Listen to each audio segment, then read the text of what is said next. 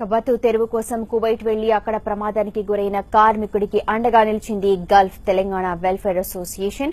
Building పై నుంచి కింద పడి గాయపడి 8 నెలలుగా మంచానికే పరిమితమైన అజయ్ గౌడ్ కు ఆర్థిక సహాయం అందించడమే కాకుండా భారత్ కు తీసుకొచ్చేందుకు కూడా ఏర్పాట్లు చేశారు. ఇక్కడికి వచ్చిన తర్వాత ఆసుపత్రి ఖర్చులను కూడా భరించేందుకు ముందుకొచ్చారు. అజయ్ గౌడ్ ను Gulf Telangana welfare and cultural association అధ్యకుడు బసంత్ రెడ్డితో పాటు రాజేశ్వర్ గౌడ్ తదితరులు పరామర్శించారు.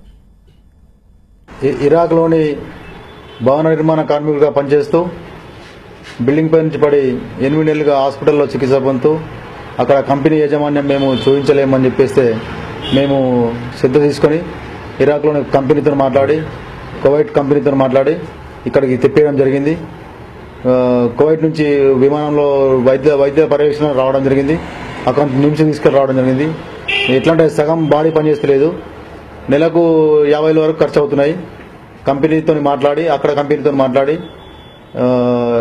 తక్షణమే ఆర్థిక సాయం కింద మంత్లీ ఇవ్వమంటే ఇస్తున్నారు. ప్రస్తుతం అయితే దీనిని చూసి రంగు అజయ్ గౌడ్ని ప్రభుత్వం ఆదుకోవాలి. ప్రభుత్వం వీళ్ళ కుటుంబ సభ్యులు ఎవరికో ఉద్యోగం ఇస్తే ఆయనకు సాదుకుంటారు కాబట్టి ప్రభుత్వం స్పందించి ఆదుకోవాలి.